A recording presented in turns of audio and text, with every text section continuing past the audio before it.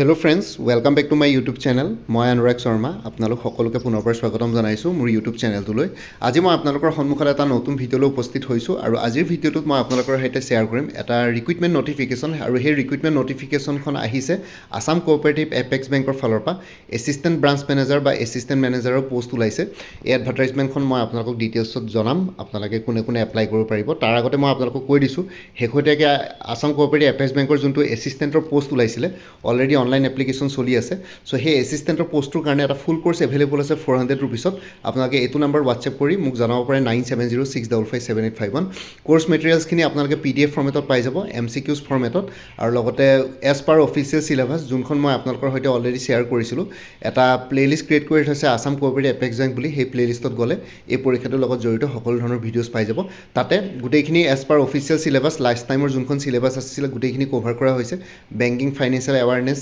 GK, current affairs, ঠিক আছে, maths, aptitude, reasoning, গোটেইবিলাক বস্তু ইয়াতে কভাৰ কৰা হৈছে। কোনোবা যদি ইণ্টাৰেষ্টেড এইটো নম্বৰ হোৱাটছএপ কৰি জনাব 9706557851, ঠিক আছে। আৰু লগতে গুৱাহাটী হাইকোৰ্টৰ জুডিচিয়েল এছিষ্টেণ্টৰ এটা কোৰ্চ এভেইলেবল আছে 350 ৰুপিছত। এইটো নম্বৰ হোৱাটছএপ কৰিব পাৰিব 9706557851। এতিয়া আমি ভিডিঅ'টোৰ টপিকটোলৈ আহিছোঁ। ইয়াতে মই ভালকৈ আপোনালোকক বুজাই দিছোঁ গোটেইখিনি। কোনোবা যদি এলিজিবল বা ইণ্টাৰেষ্টেড আছে এপ্লাই কৰিব পাৰিব। চ' ইয়াতে দেখিছে advertisement for the post of assistant branch manager বা assistant manager in the bank under officer grade E, ঠিক আছে। এইটো এটা অফিচাৰ লেভেল পষ্ট হয়। এনেই এছিষ্টেণ্টটো ক্লাৰিকেল লেভেল পষ্ট আছিলে, কিন্তু এইটো অফিচাৰ লেভেল পষ্ট হয়, ঠিক আছে। ইয়াতে লিখিছে পষ্টটো হৈ গ'ল assistant branch manager under officer grade E. Pay' স্কেলটো হৈ গ'ল বেচিক পে' 31,630 পৰা ষ্টাৰ্ট হ'ব, 82,290লৈকে আছে, আৰু গ্ৰেড পে'টো হৈ গ'ল 7,900। চ' আপোনালোকৰ ইয়াতে যদি চেলেৰিটো চাওঁ, গোটেইখিনি যদি আমি কেলকুলেট কৰোঁ, officers will also' be eligible for DA, HRA, medical allowance, আৰু যোনখিনি এলাৱেঞ্চেছ আছে আৰু লগতে যোনখিনি ডিডাকশ্যনছ হ'ব লাগে, ঠিক আছে, সেই গোটেইবিলাক বস্তু ইয়াতে এপ্লিকেবল কৰাৰ পিছত আপোনালোকে ষ্টাৰ্টিং পাৰ মান্থ ইনহেণ্ড চেলাৰীটো এৰাউণ্ড 50,000 to 55,000ৰ ভিতৰত ইয়াতে পাব, ঠিক আছে। ইয়াতে আপোনালোকৰ চেলাৰী 50,000 to 55,000 ভিতৰত আপোনালোকে ষ্টাৰ্টিং ইনহেণ্ড চেলাৰী পাব, আৰু চেলাৰীটো বাঢ়ি গৈ থাকিব। ইয়াতে টোটেল 15টা ভেকেঞ্চি ওলাইছে। এডুকেশ্যন কোৱালিফিকেশ্যন বিচাৰিছে, মিনিমাম গ্ৰেজুৱেট বিচাৰিছে উইথ 55% মাৰ্কছ, আৰু post graduate in any discipline, preferably CA, IIB or MBA CA, ঠিক আছে, MBA, তেনেকুৱা ধৰণৰ ইয়াতে কি বুলি কয় এইখিনি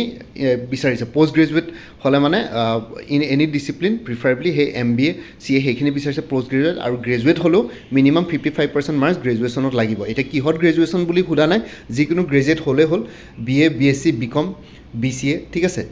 বা MCA হ'লেও MCAৰ কথাটো বাৰু ইয়াত কোৱা নাই, পষ্ট গ্ৰেজুৱেটৰ কথা, গ্ৰেজুৱেটৰ কথা কৈছে, আৰু লগতে ইঞ্জিনিয়াৰিং গ্ৰেজুৱেটছখিনিও ইয়াতে এপ্লাই কৰিব পাৰিব, বা BBA হ'লেও পাৰিব। এক্সপিৰিয়েঞ্চ বিচাৰিছে, minimum 4 years experience in banking in similar office grade or above, আৰু ইয়াতে মিনিমাম এক্সপিৰিয়েঞ্চ বিচাৰিছে বেংকিং ছেক্টৰত চিমিলাৰ অফিচাৰ গ্ৰেডৰ এবভ। এতিয়া ছাপ'জ চাব গ'লে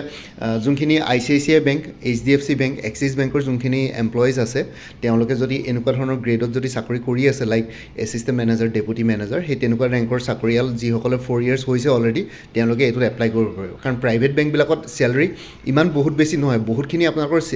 CTC দেখুৱায়। মই প্ৰাইভেট বেংকিং ছেক্টৰত আগতে কৰি আহিছোঁ চাকৰি, CTCটো বহুত দেখুৱায়, কিন্তু আপোনালোকৰ ইনহেণ্ড চেলাৰীটো বহুত কমি যায়। ইয়াতে এইটো এটা কি বুলি কয়, এতিয়া ছেমি গভৰ্ণমেণ্ট হ'ব আছাম কোঅপাৰেটিভ এপেক্স বেংকটো। চ' সেইটো কাৰণে ইয়াতে গভৰ্ণমেণ্টৰ শ্বেয়াৰো আছে আৰু বহুতখিনি প্ৰাইভেট ছেক্টৰৰ শ্বেয়াৰো আছে। চ' তেনেকৈ যদি চাওঁ তেতিয়াহ'লে ইয়াতে অকণমান চেলাৰী স্কেলটো ভাল, পে স্কেলটো যোনটো দিয়ে সেইটো অকণমান হ'লেও প্ৰাইভেট বেংকিং ছেক্টৰছকেইটাতকৈ যথেষ্টখিনি ভাল হ'ব, আৰু ইয়াতে অকণমান চেলছ ৰিলেটেড প্ৰেছাৰটো অলপ হয়তো কম হ'ব, ঠিক আছে। চ' আপোনালোকে এপ্লাই কৰিব পাৰিব। এজ লিমিটটো হৈ গ'ল 1 January 2026ত।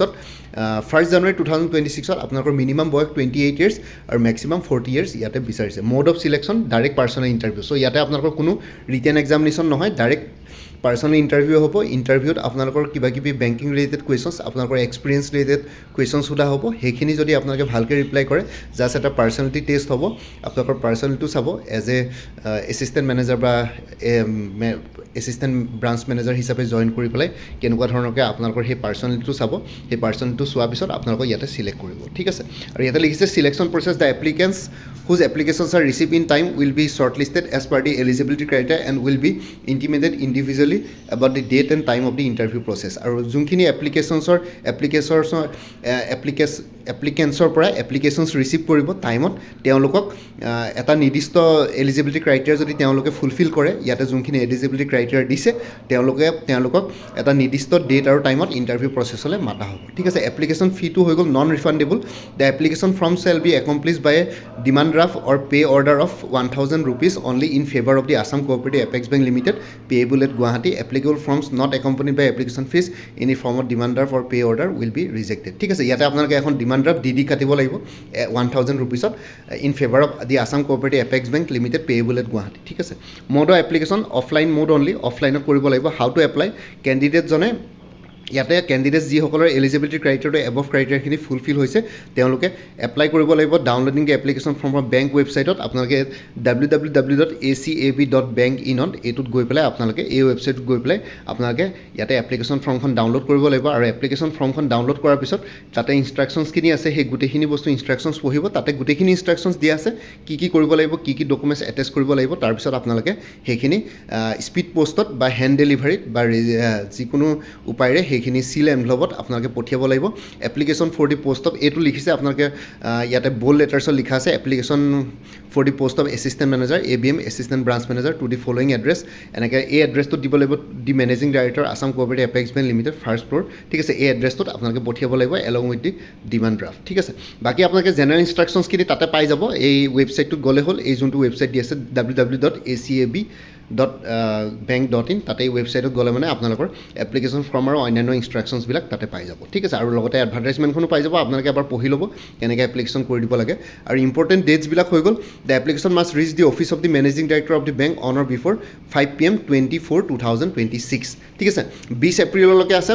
মুঠতে ইভিনিং 5টা বজাৰ আগতে 20 এপ্ৰিলৰ আগতে আপোনালোকৰ এইখিনি managing director Assam cooperative apex বেংকৰ মেনেজিং ডাইৰেক্টৰৰ অফিচত পাই যাবগৈ লাগিব চ' আপোনালোকে এতিয়াৰ পৰা এপ্লিকেশ্যন কৰক স্পীড পোষ্টত পঠাই দিয়ক সোনকালে পাই যাব এদিন দুদিনৰ ভিতৰত ইমান প্ৰব্লেম নাই চ' আপোনালোকে এপ্লাই কৰিব পাৰে যিসকল এলিজিবল আৰু ইণ্টাৰেষ্টেড কেণ্ডিডেটছ আছে ঠিক আছে চ' এইটো ৱাক ইন ইণ্টাৰভিউ জাষ্ট চ' আপোনালোকৰ একো প্ৰব্লেম নহয় যিসকল এলিজিবল আৰু ইণ্টাৰেষ্টেড কেণ্ডিডেটছ আছে তেওঁলোকে এপ্লাই কৰিব পাৰিব কাৰণ মোৰ চেনেলত মই গম পাওঁ বহুতখিনি এনেকুৱা এক্সপিৰিয়েঞ্চ কেণ্ডিডেটছ আছে যিসকলে অলৰেডি বেংকিং ছেক্টৰত এনেকুৱা অফিচাৰ গ্ৰেডত বা অফিচাৰ স্কেলত চাকৰি কৰি আছে তেওঁলোকে এপ্লাই কৰিব পাৰিব ঠিক আছে বাকী এইখিনি জনাবৰ কাৰণে ভিডিঅ'টো বনালোঁ আৰু বাকী আপোনালোকে যদি মই ক'লোৱেই আছাম কোঅপাৰেটিভ এপেক্স বেংকৰ এছিষ্টেণ্টৰ কাৰণে ফুল কোৰ্চ এভেইলেবল আছে 400ত Guwahati হাইকোৰ্টৰ judicial এছিষ্টেণ্টৰ full course available আছে 350ত এইটো নম্বৰ হোৱাটছএপ কৰিব পাৰিব 9706557851 গুৱাহাটী হাইকোৰ্টৰ মাল্টিটাস্কিং ষ্টাফৰ কাৰণে ফুল কোৰ্চ এভেইলেবল আছে 325ত এইটো নম্বৰ হোৱাটছএপ কৰিব পাৰিব আৰু কোনোবাই আগতে মোৰ পৰা যদি কিবা কোৰ্চ লৈ উঠিছিলে এবাৰ জনাই দিব তেতিয়া আগৰ মেটেৰিয়েলছখিনি বাদ দি যোনখিনি নতুন মেটেৰিয়েলছ লাগিব সেইখিনি ল'লে হ'ল তেতিয়া প্ৰাইচটো অলপ কমি যাব PNRD আছামৰ ফুল কোৰ্চ এভেইলেবল আছে 250ত আছাম ওৱেৰহাউছ মেনেজাৰৰ ফুল কোৰ্চ এভেইলেবল আছে 250ত এইটো নম্বৰ হোৱাটছএপ কৰিব পাৰিব 9706557851 DSS DME গ্ৰেড 3 নন টেকনিকেলৰ ফুল কোৰ্চ এভেইলেবল আছে 350ত APSC কালচাৰেল ডেভেলপমেণ্ট অফিচাৰৰ পোষ্ট এইটো বছৰ ওলাব বুলি শুনিছোঁ তাৰ কাৰণে ফুল কোৰ্চ এভেইলেবল আছে 175ত এইটো নম্বৰ হোৱাটছএপ কৰিব পাৰিব 9706557851 কটন ইউনিভাৰ্চিটি IIT গুৱাহাটী জুনিয়ৰ এছিষ্টেণ্টৰ ফুল কোৰ্চ এভেইলেবল আছে 300ত ADRE 3.0 ফুল কোৰ্চ এভেইলেবল আছে 300ত এইটো নম্বৰ হোৱাটছএপ কৰিব পাৰিব 9706557851 BTC ফৰেষ্টাৰ আৰু ফৰেষ্ট গাৰ্ডৰ ফুল কোৰ্চ এভেইলেবল আছে 275ত Assam police sub inspector assistant jailer forester constable grade 4 অন্যান্য পোষ্টসমূহৰ কাৰণে ফুল কোৰ্চ এভেইলেবল আছে 300ত এইটো নম্বৰ হোৱাটছএপ কৰিব পাৰিব 9706557851 আছাম কম্পিটিটিভ এক্সামছ বুলি এটা ফুল কোৰ্চ এভেইলেবল আছে 400ত ইয়াতে অসমৰ যিকোনো কম্পিটিটিভ এক্সামছৰ কাৰণে ষ্টাডি মেটেৰিয়েলছ আৰু বহুতখিনি প্ৰিভিয়াছ ইয়েৰ কুৱেশ্যন পেপাৰ্ছ পাই যাব উইথ এনচাৰ কিজ ইয়াতে APSC Assam police DSS DME Guwahati high court ADRE সেইবিলাকৰ কাৰণে এইখিনি বস্তু ছাফিচিয়েণ্ট হ'ব লগতে APSC CDPৰ কোৰ্চ ওলাব বুলি শুনিছোঁ তাৰ কাৰণে ফুল কোৰ্চ এভেইলেবল আছে ইংলিছ আৰু জেনেৰেল নলেজৰ ওপৰত 200ত এইটো নম্বৰ হোৱাটছএপ কৰিব পাৰিব 9706557851 APSC ৰিচাৰ্চ এছিষ্টেণ্ট ফাইনেন্স বাজেটৰ ফুল কোৰ্চ এভেইলেবল আছে 300ত আৰু 34খন প্ৰিভিয়াছ ইয়েৰ কুৱেশ্যন পেপাৰ্ছৰ ছেটছ এভেইলেবল আছে উইথ এনচাৰ কিজ বিভিন্ন ধৰণৰ কম্পিটিটিভ এক্সামছৰ 125 ৰুপিছত এইটো নম্বৰ হোৱাটছএপ কৰিব পাৰিব 9706557851 আৰু কাৰেণ্ট এফেয়াৰ্ছ 2025-26 আৰু exam oriented maths aptitude reasoning with step by step এক্সপ্লেনেশ্যনৰ ফৰ্মুলা এভেইলেবল আছে 100 ৰুপিছত এনেইটো কোৰ্চ মেটেৰিয়েলছবিলাকৰ ইনক্লুডেড আছে কোনোবাই যদি বেলেগকৈ ল'ব বিচাৰে ল'ব পাৰিব এইটো নম্বৰ হোৱাটছএপ কৰিলে হ'ল 9706557851 APSC ফৰেষ্ট ৰেঞ্জাৰ আৰু ছইল কনজাৰ্ভেশ্যন ৰেঞ্জাৰ ফুল কোৰ্চ এভেইলেবল আছে ইংলিছ আৰু জেনেৰেল নলেজৰ ওপৰত 350 এইটো নম্বৰ হোৱাটছএপ কৰিব পাৰিব 9706557851 আছাম এগ্ৰিকালচাৰ ইউনিভাৰ্চিটিৰ নন টিচিং পষ্টবিলাকৰ কাৰণে ফুল কোৰ্চ এভেইলেবল আছে 300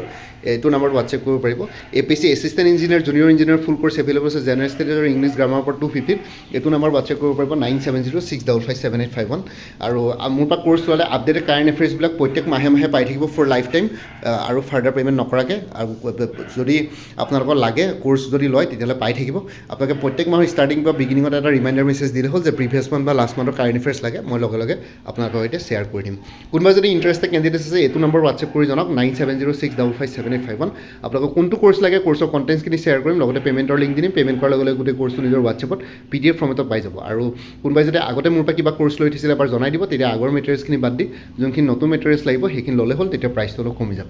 আৰু ইয়াতে যোনটো হোৱাটছএপ নাম্বাৰ দি আছে সেইটো অনুগ্ৰহ কৰি কল নকৰিব এইটো জাষ্ট হোৱাটছএপ মেছেজৰ কাৰণে এভেইলেবল কলৰ কাৰণে এভেইলেবল নহয় বাকী ভিডিঅ' ডেছক্ৰিপশ্যন আৰু কমেণ্ট ছেকশ্যন চেক কৰক তাতে কোৰ্চখিনি কথা আৰু এবাৰ উল্লেখ কৰি দিয়া আছে লগতে এটা প্লে'লিষ্ট ক্ৰিয়েট কৰি থোৱা আছে